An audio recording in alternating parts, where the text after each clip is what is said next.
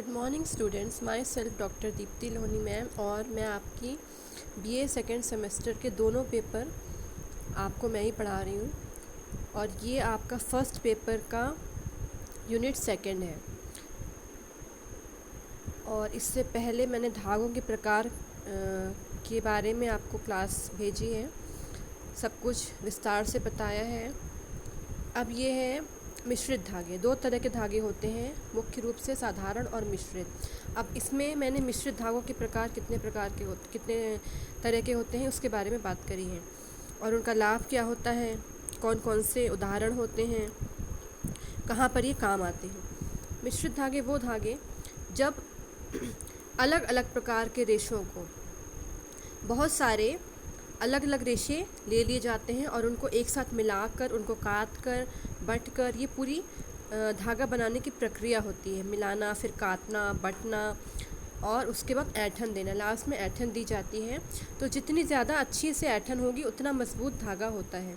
तो इनसे अलग अलग प्रकार के रेशों से जब धागे बनाए जाते हैं तो उन्हें मिश्रित धागा कहते हैं। साधारण धागे होते हैं, एक ही प्रकार के रेशे से बनते हैं, साधारण होते हैं, लेकिन ये बहुत ही सुंदर होते हैं, मनोहारी, बहुत देखकर इन धागों को देखकर बहुत ही अच्छा लगता है, अट्रैक्टिव होते हैं, आकर्षक होते हैं। इनके गांठें और अतिरिक्त घुमाव दिया जाता है। नमूने और डिज़ाइन भी इनमें, इन धागों में बनाए आपको देखने को मिल जाएंगे। इसमें 3 धागों का इस्तेमाल होता है।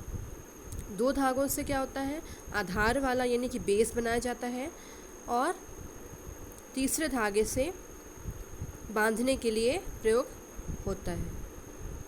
और उसका बांधने के साथ साथ सजावट के लिए भी जो सजावट का जो काम होता है वो भी तीसरा धागा ही करता है। अब इनका लाभ क्या होता है, ठीक है। आप जब अलग अलग प्रकार के रेशों को मिलाकर बनाएंगे तो उसमें बहुत सारे रेशों के गुण एक ही धागे में आ जाते हैं। सबसे बड़ा लाभ यही होता है। जैसे कि टेरिकॉट धागे का जो निर्माण होता है वो क्या होता है, टेरिलीन और कॉटन यानी कपास से। टेरिलीन कृत्रिम है और कपास प्राकृतिक रेशा होता है। इनको मिलाकर, बटकर और ऐंठन देकर इन टेरिकॉट धागों का निर्माण किया जाता है। तो इन दोनों ही रेशों के गुण इस टेरिकॉट धागे में आ जाते हैं। अब प्रकार कौन कौन से होते हैं, स्लब धागा होता है जिसमें निश्चित दूरी पर ऐंठन दी जाती है, ये भी फैंसी धागा होता है, देखने में सुंदर होता है। दूसरा होता है स्पाइरल या कॉर्कस्क्रू। इसमें प्लाई धागों का इस्तेमाल किया जाता है। 2 या 2 से अधिक प्लाई धागे को रेशों को मिलाकर जब धागा बनाया जाता है धागों को। अब प्लाई है तो प्लाई में अपने आप ही उसमें रेशा नहीं कहेंगे, उनको धागा ही कहते हैं, क्योंकि वो एक से अधिक रेशों से मिलाकर बनाए जाते हैं। फिर रेटाइन धागा होता है, इसका बहुत अधिक उपयोग किया जाता है और ये भी स्पाइरल धागे का ही एक तरह का बदला हुआ रूप होता है, यानी कि जैसे हम कहेंगे कि फॉर्मेट करके इसको बनाया जाता है। इसकी बटाई भी स्पाइरल धागों के समान ही होती हैं, सुंदर लगता है ये भी। और लास्ट है लूप कुंडली युक्त अथवा बाउसले धागा। ये फैंसी धागा होता है जो 2 या 2 से अधिक फैंसी धागों को मिलाकर खिंचाव देकर बनाया जाता है। एक धागा, पहला धागा जो है आधार के लिए, दूसरे धागे से निश्चित दूरी पर, ठीक है। मतलब जितनी दूरी एक फंदे में दी गई है उतनी ही दूरी दूसरे गांठ या दूसरे फंदे बनाने में दी जाती है।